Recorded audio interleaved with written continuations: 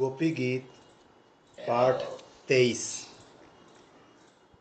त्वयि घृतास्वस्त्वां विचिन्वते। यहाँ से गोपी गीत प्रारंभ हुआ कि हमने अपने प्राण, अपनी इंद्रियां, अपना मन तुम्हारे पास रख छोड़ा है। और भवदायुषाम न पर समाप्ति होती है कि हमारी आयु, हमारा जीवन, प्राण तुम हो।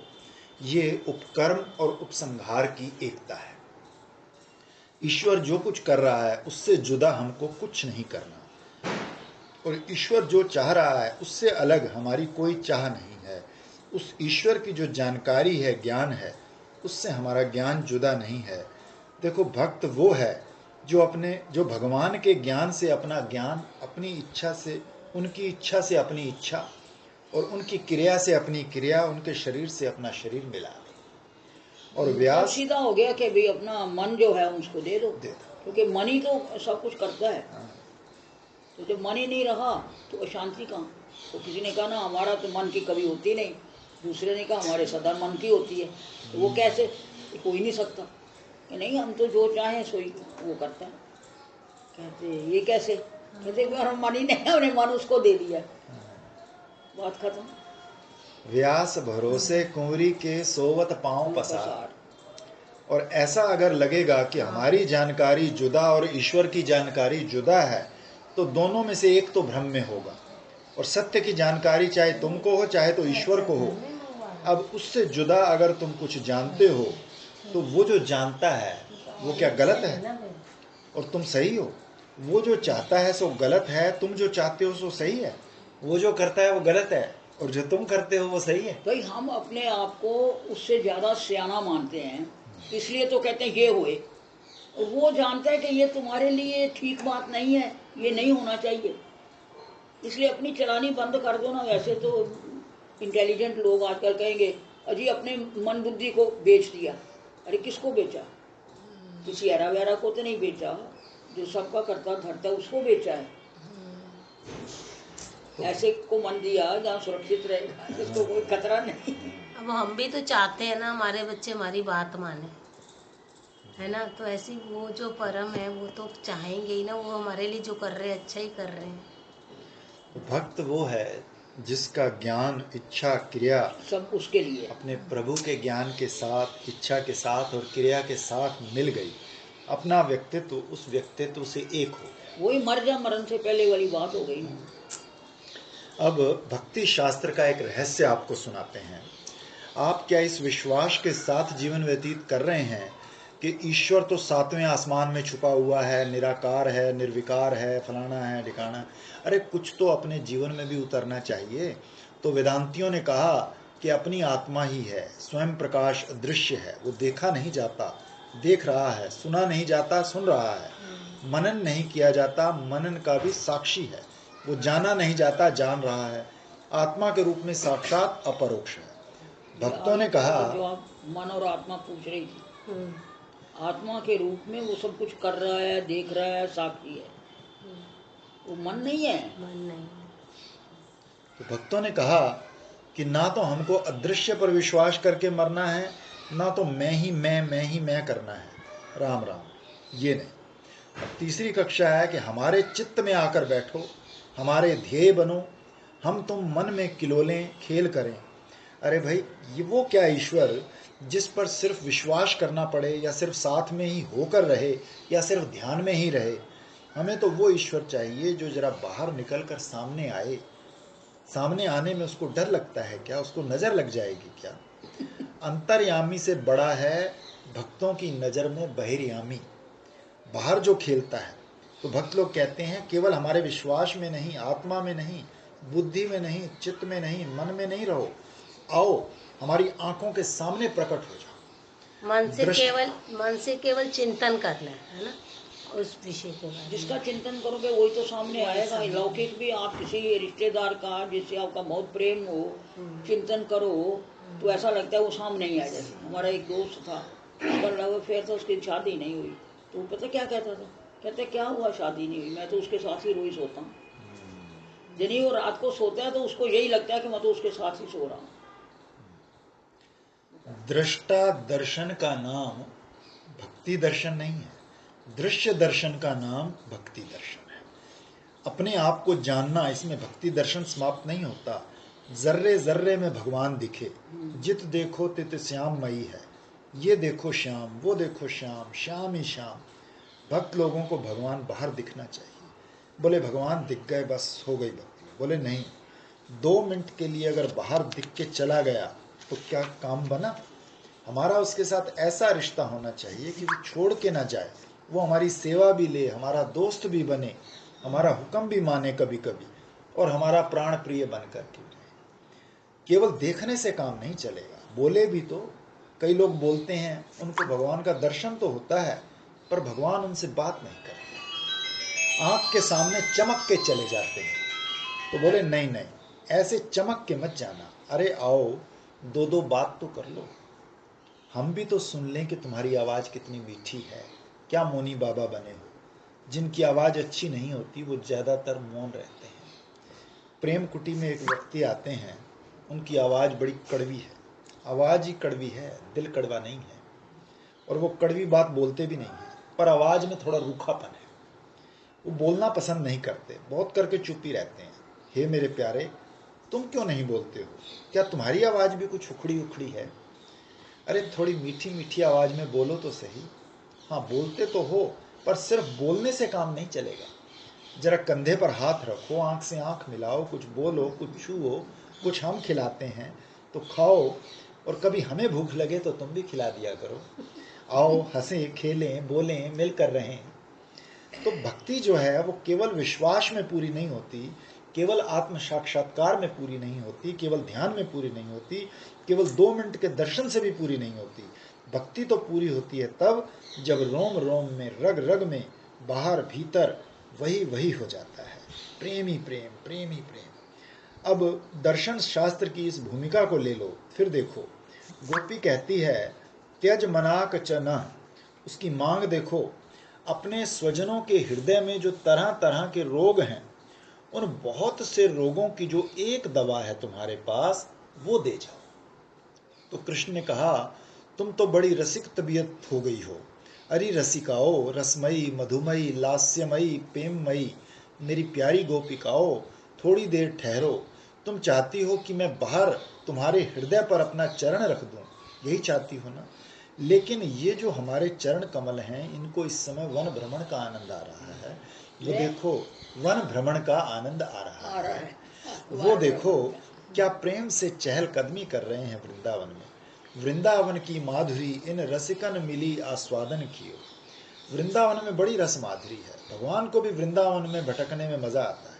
कहते हैं तुम चाहती हो कि हम अपने चरणारविंद तुम्हारे हृदय पर रखें, और यहाँ तो हमारे चरणारविंद वृंदावन भ्रमण आनंद में, वृंदावन में जो पर्यटन का आनंद है, चहलकदमी का आनंद है, वो ले रहे हैं। इसलिए ठहरो, हमारे चरण कमलों को इतना अवकाश नहीं है कि वो तुम्हारे हृदय पर रखे जाए। तब गोपियाँ बोलती हैं कि प्यारे श्याम सुंदर, ये जो तुम्हारे चरण हैं, ये साधारण कमल नहीं, सुजात कमल हैं। मानो हजारों जो जातियां कमल की होती हैं, उनमें सुजात के ऊंची किस्म के कमल हैं। ये बड़े कोमल, बड़े सुगंधित, बड़े सुंदर, रसीले, सुस्पर्श, ये तो चिन्मय चरण हैं। जब हम इनको अपने हृदय पर रखती हैं तो धीरे धीरे, डर डर कर रखती हैं, क्योंकि हमारे हृदय बड़े कठोर हैं। उसी चरण से आप वन में भटकते हैं। किम करोसी असम साहसम करोसी, इतना साहस तुमको नहीं करना चाहिए। ये तुम्हारे हैं, क्या इसलिए इनको जंगल जंगल भटकाते हो? इसका मतलब ये है कि ये जो बड़े लोग होते हैं, उनको निज जन निष्ठुर होकर रहना पड़ता है। देखो, वैसे तो भगवान को कहते हैं बड़े भक्त वत्सल हैं, बड़े प्रेम परवश हैं, भक्त बेचें तो कोड़ी में बिक जाएं। लेकिन एक सत्पुरुष का ये भी लक्षण होता है कि वो औरों के प्रति बड़ी उदारता बरतते हैं और अपनों के प्रति बड़ी कृपणता। निज जन निष्ठुर उसको बोलते हैं। जैसे कोई ईमानदार मिनिस्टर होगा तो वो दूसरे के लड़के को झट परमिट दिलवा देगा, लेकिन अपने लड़के को नहीं दिलवाएगा कि भाई बदनामी हो जाएगी, पक्षपात हो जाएगा। एक मिनिस्टर के लड़के ने एक लेख लिखा है अपनी करुणा का, बड़ा विचित्र है, कि मैं तो मारा गया, मेरा जीवन मिट्टी में मिल गया, क्योंकि मैं मिनिस्टर का बेटा हूँ। पिताजी औरों के तो सबके काम करते हैं पर हमारा नहीं करते। कहते हैं चुप चुप तुम थोड़े कपड़े पहनो, थोड़ा खर्च करो, ढंग से रहो, किसी ईमानदार का पुत्र है। यहाँ एक थे ना जिन्होंने सबको जमीनें दिलवाई थी, ये रामफल प्रसाद, ये वो मतलब सारा उनके हाथ में था, सब हाँ।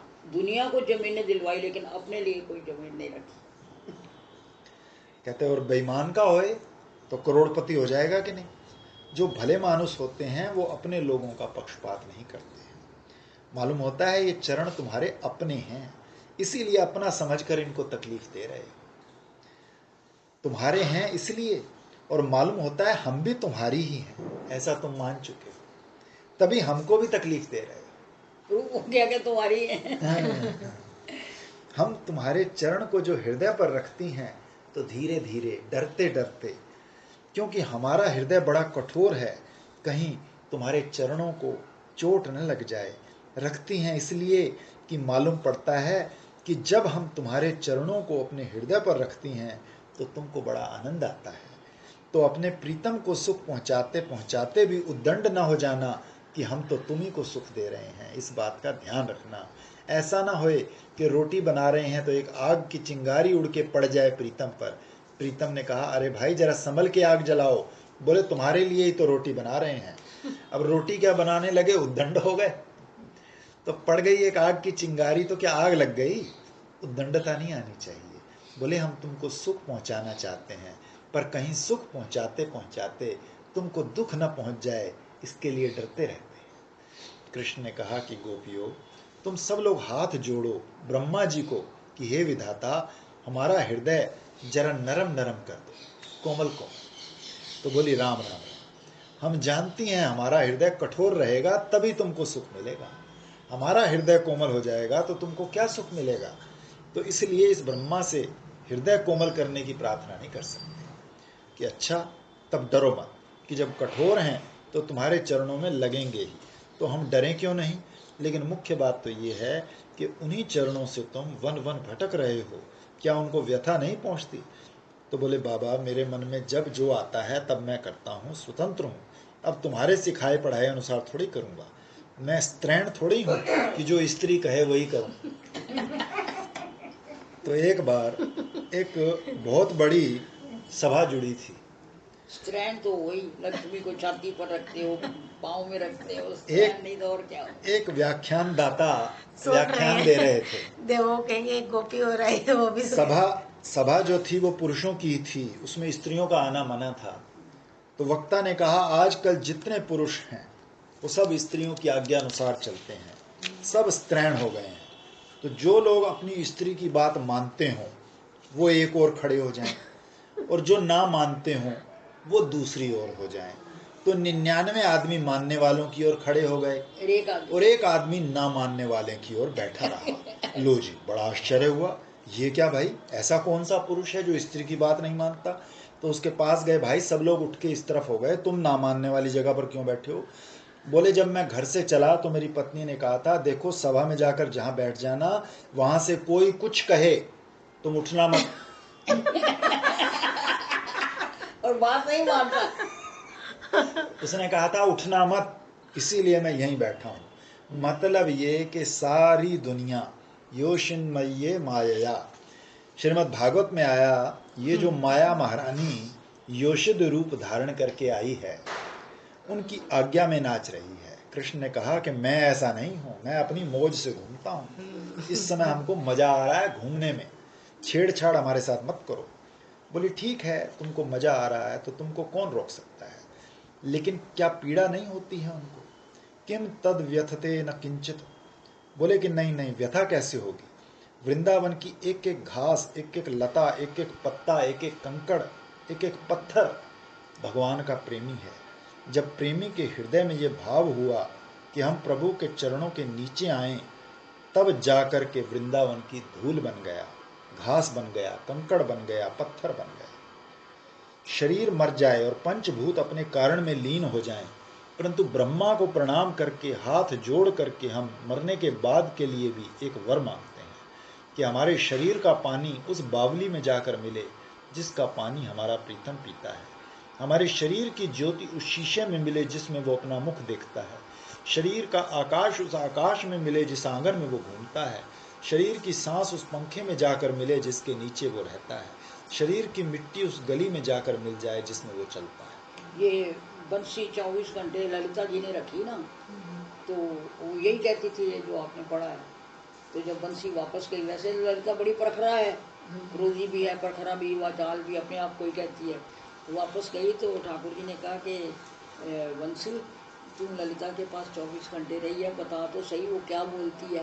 तो वो ये उसने बोला, कहते अच्छा अंदर से तो इतना चाहती है ये बन जाऊं वो बन जाऊं, और ऊपर से बड़ी प्रखरा बनती है। तो प्रेमी की अभिलाषा होती है कि हम मरकर भी प्रीतम के काम आए। प्रेमियों के जो शरीर के तत्व हैं वही ब्रज में कण कण बन के बैठे हुए हैं। वृंदावन के सब वृक्ष नीचे को लटके हुए हैं कि हमारे नीचे कभी नंद नंदन मुरली मनोहर पीताम्बरधारी श्याम सुंदर खेलते हुए आए। वृक्ष चाहते हैं हमारी छाया में आए, धूल चाहती है हमारे ऊपर घूमें, लता चाहती है हमको छू लें, कमल चाहते हैं हमको सूंघ लें, पक्षी चाहते हैं हम अपनी चाहत उनको सुनाएं, कलरव उनको सुनाएं, मोर चाहते हैं हम उनको नाच नाच कर दिखाएं, कोयल चाहती है हम उनको गा गा कर सुनाएं। तो वृंदावन में क्या पीड़ा है? बोले नहीं बाबा, कहीं कंकड़ लग जाए, पत्थर लग जाए, अरे वृंदावन की तो धरणी धन्य है। असल में जो भगवान के चरणारविंद को धारण करे उसका नाम धरणी। तो धन्य है वृंदावन की धरणी, लेकिन मालूम होता है कि हमको दुख देने के लिए तुम घूमते हो। अच्छा ये बताओ, क्या तुम्हारे चरण कठोर हो गए हैं? हो सकता है कि पहले तो बड़े कोमल रहे हों, लेकिन संसर्गजा दोष गुणा भवंती, हमारे कठोर हृदय पर रखते रखते उनमें भी कुछ कठोरता हो गई। प्रेमी लोगों का मन कैसे काम करता है ये उसका एक नमूना है। आपका भगवान से प्रेम हो तो आप बैठ जाएं आंख बंद करके और देखो आपका मन कृष्ण के बारे में कितना सोचता है। लोग पैसे के बारे में सोचते हैं, भोग के बारे में सोचते हैं, बेटे के बारे में सोचते हैं, इज्जत के बारे में सोचते हैं, अपने बारे में सोचते हैं, ईश्वर के बारे में सोचने का अवकाश कहाँ है? ईश्वर तो में तो मन ही नहीं लगता। कहाँ लगता है आपका मन? हमारा मन बेटे में, व्यापार में, शरीर में। भाई जो जो जरूरी चीजें हैं उनमें तो लग ही रहा है, गैर जरूरी भगवान में लगा के क्या करोगे? वो तो तुम्हारे लिए बिल्कुल गैर जरूरी चीज हो गई ना। भगवान में मन नहीं लगता। लाख रुपए के नोट गिनने हो तो 1 रुपए की गलती नहीं होती, और 4 माला फेरनी हो ईश्वर के नाम की तो माला छूट के हाथ से गिर पड़े, नींद आ जाए। ये मनुष्य के जीवन की स्थिति है। हमारा यही हाल है।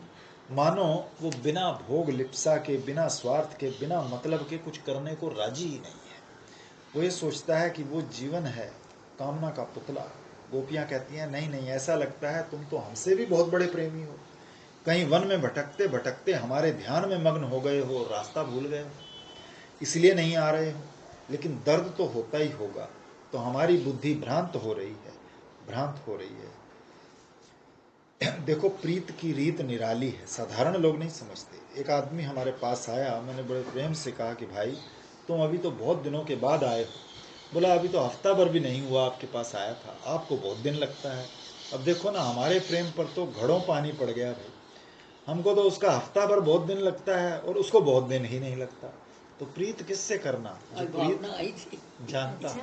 ये सुन के याद आ गया, अच्छी है, बीमार रहती है, उसका कोरोना गया नहीं पूरा। अच्छा, अब एक नई चीज यहाँ से यहाँ झंझनाहट हो ना, वो जो झंझनाहट तो संगीता को होती है, इसको श्वास चढ़ता है थोड़ा अभी भी। जो तुम्हारी समझदारी का आदर नहीं करता उससे प्रेम कैसे? तो जो एकांगी प्रेमी होते हैं वो कहते हैं कि अगला समझे कि ना समझे, सामने वाला समझे कि ना समझे, हम तो अपना काम करेंगे। शिक्षाशास्त्र का 8वां श्लोक यही है ना, कि वो चाहे मुझे छाती से लगाए और चाहे पैरों तले रोले, चाहे मेरे सामने हजारों सौतें लेके उनसे भोग करे, मेरे लिए तो वही एक प्राणनाथ है, दूसरा नहीं। राम से हमारा प्रेम है, पर राम हमको कपटी समझें, कुटिल समझें, और लोग कहें कि राम का द्रोही है, तो लोग भी कहें कि राम का द्रोही है। राम भी समझें कि कपटी हैं, लेकिन सीता राम चरण रति मोरे, मेरे हृदय में तो सीता राम से प्रेम बढ़े। अब देखो ये एकांगी प्रेम यदि दोनों ओर हो जाए, दोनों यही चाहें, तो क्या चाहें कि बस हमारा तो प्रेम बढ़े, उनका प्रेम हो कि ना हो।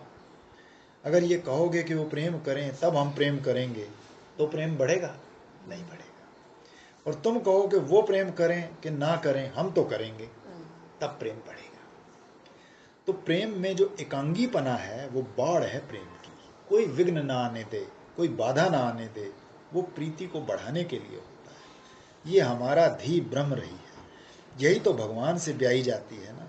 हमारे गांव में तो धी बेटी को बोलते हैं, मेरी धीया का बड़ा दुलारा, धीया बोलते हैं। अब ये बुद्धि ही तो भगवान के साथ ब्याही गई है, शरीर की परवाह नहीं भगवान को, पर बुद्धि जब ब्याही गई तब निष्ठावान हुए, अपने निष्ठा को ना छोड़े।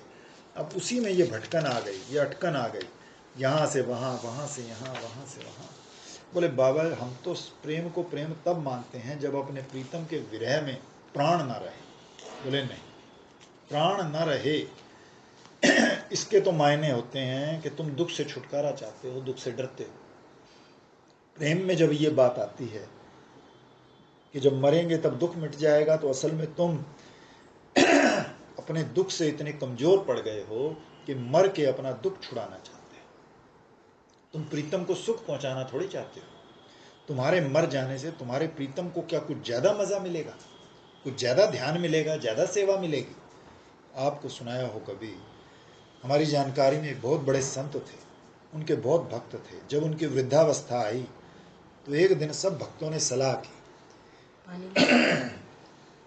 हमारे पास आए, बोले अब तो हमारे गुरु जी की अवस्था वृद्ध हो गई है और शरीर तो कभी ना कभी छूटेगा, तो हम लोग ये दुख देखना नहीं चाहते। हम चाहते हैं कि उनका शरीर पूरा होने से पहले हम लोग मर जाएं। सब 150-200 आदमी जमुना जी में कूद पड़े, सामूहिक आत्महत्या कर ली।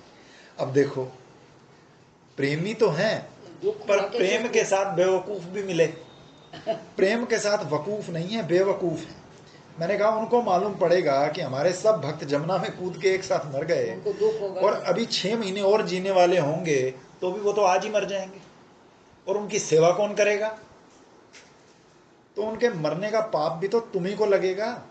बोले हाँ ये बात तो ठीक है। थोड़े दिन के बाद वो बाबा मर गए।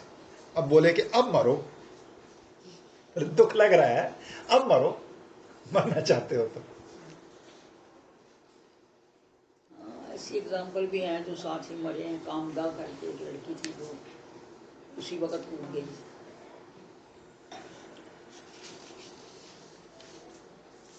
स्वरूप दामोदर जैसा कोई होए तो उनके साथ मरे ना। इधर महाप्रभु समाये और इधर स्वरूप दामोदर खड़े खड़े धुक धुक धुक धुआं खत्म हो गया। अरे इधर उषा बोबो की विशिष्ट थी जो कामदा, बहुत रोज उसको ऐसी चुपकी रहती थी।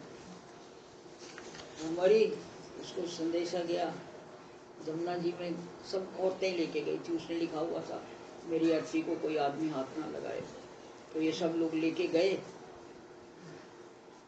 जो ही उषा बोबो को परवाया, वो भी वहीं खत्म हो गई। उषा बोबो मुझे भी ले जाओ, ऐसा करके वहीं खत्म हो गई। उसको भी साथ ही, उसके पति ने कहा इसको क्या करना है, उसको शादी करवा दो। इसको क्या करना है, कर ले जाकर। आइडेंटिटी की बात है।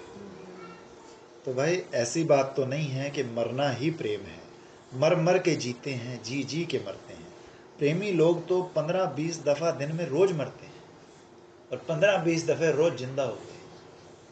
ये तो एक प्रकार से प्रेमियों का व्यापार है। तो बोले फिर भगवान के विरह में कैसे जिंदा रहें? बोले हमने अपनी आयु तुम्हें चढ़ा दी, अर्पण कर दी, तुम जियो मैं मर जाऊं। हमारी आयु तुमको मिल जाए, तुम ही हमारी आयु हो, तुम हमारे जीवन हो, तुम हमारे प्राण हो। हमारी आयु तो हमारे शरीर में है ही नहीं। इसका मतलब ये हुआ कि हमारे शरीर का सुख दुख हमको नहीं। तुम्हारा ही सुख हमारा सुख, तुम्हारा ही दुख हमारा दुख, तुम्हारा ही जीवन हमारा जीवन, तुम्हारा ही प्राण हमारा प्राण। तुम्हारी आत्मा से जुदा हमारी आत्मा नहीं, तुम्हारी बुद्धि से जुदा हमारी बुद्धि नहीं, तुम्हारी इंद्रिय से जुदा हमारी इंद्रिय नहीं, तुम्हारे जीवन से जुदा हमारा जीवन नहीं। श्याम सुंदर हम तुम एक। अब अपनी चिंता छूट गई। प्रेम में बनियापन नहीं चलता है, व्यापार का इसमें काम नहीं कि तोल के इतना लो और इतना दो। प्रेम तो अनंत तृप्ति है, अनंत रस है, अनंत मधु है।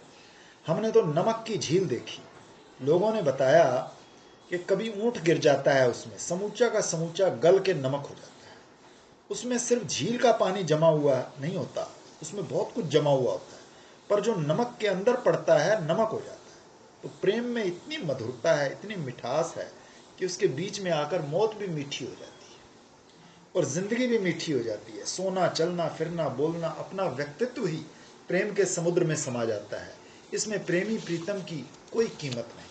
प्रेम जो है वो 1000 प्रेमी बना देता है, 1000 प्रीतम बना देता है, प्रेमी को प्रीतम बना देता है, प्रीतम को प्रेमी बना देता है, दोनों को मिला देता है, मिटा देता है। प्रेम तो रस ही रस है, इसका नाम रस ब्रह्म है। परमात्मा रस स्वरूप है। जैसा कहते हैं ना, एक अनंत चेतन का महासमुद्र है, बोले नहीं, अनंत रस का महासमुद्र है। और ये जो प्रेमी प्रीतम है, ये उसकी 2 तरंगे हैं, एक तरंग इधर से आई, एक उधर से, दोनों टकराए और प्रेम के प्रेम, कुछ बचा नहीं शेष, केवल प्रेम, केवल रस। गोपियां अपने आप को भूल गई, कभी डूब जाएं, कभी निकल जाएं, कभी मगन, कभी लगन, वो तो चुप हो गई। पर सुखदेव जी बोल रहे हैं, ये जो 19 श्लोक गोपियों ने गाए, ये 19 ही नहीं समझना, ये तो 19,000 गाएं तब भी पार ना पाएं, क्योंकि जितनी गोपियां उतने भाव इनके। एक एक गीत अगर सब गोपियों का मान ले तब भी दूसरा भागवत बन जाए। तो इति माने ऐसा ही, जैसे ये 19 गीत बोले गए वैसे ही बहुत बहुत गाया उन्होंने।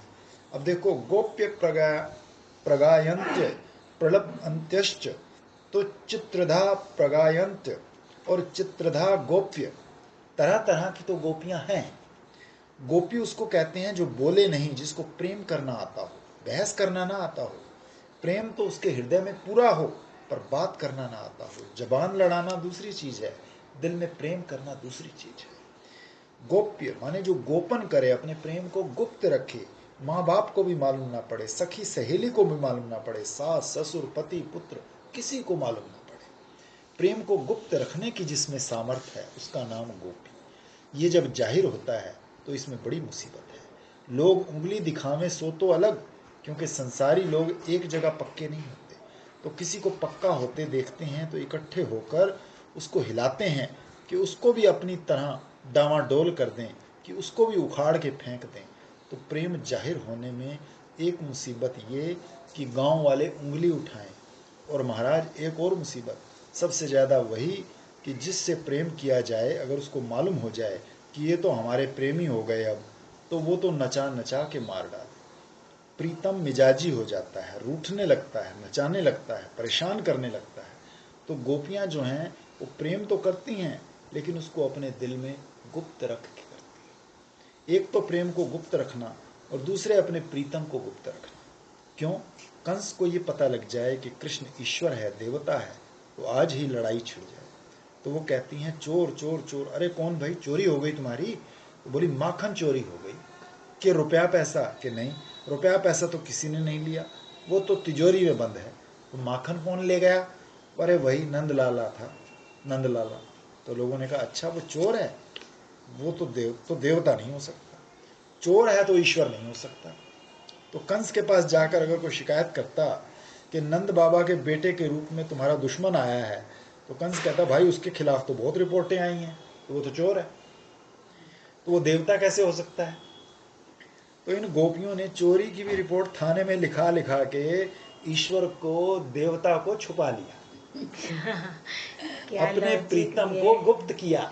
चोर कैसे? चलो जी, कि ये तो छेड़ गया हमको, अपने आप मोती की माला तोड़कर फेंक दी कि हमारी मोती की माला फेंक गया, अपने आप साड़ी फेंक दी कि ये फाड़ गया।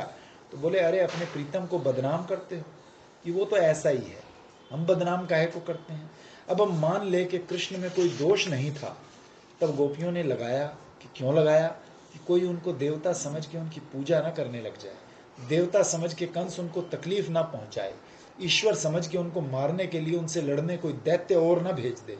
जब छेड़छाड़ करने वाला समझेगा, चोर समझेगा, तो सोचेगा नहीं नहीं देवता का पक्षपाती नहीं। गोपियां माने अपने प्रीतम को भी गुप्त रखा और अपने प्रेम को भी गुप्त रखा। घर में उनके काम धंधे में कभी कोई अड़चन नहीं पड़ी, अपने आप को भी गुप्त रखा उन्होंने, इसीलिए उनका नाम गोपी। गोपी तो वो है, तो प्रेम की एक बात मुंह से ना निकले।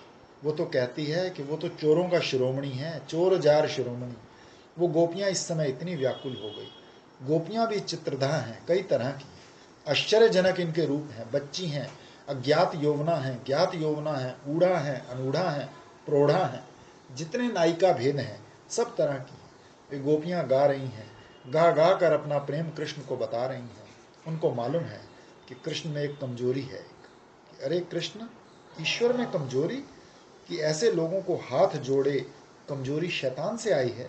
भाई हमारे एक ईश्वर और एक शैतान नहीं होता, हमारे यहाँ बस एक ईश्वर ही होता है। दृढ़ता भी आती है तो ईश्वर से, और कमजोरी भी आती है तो ईश्वर से।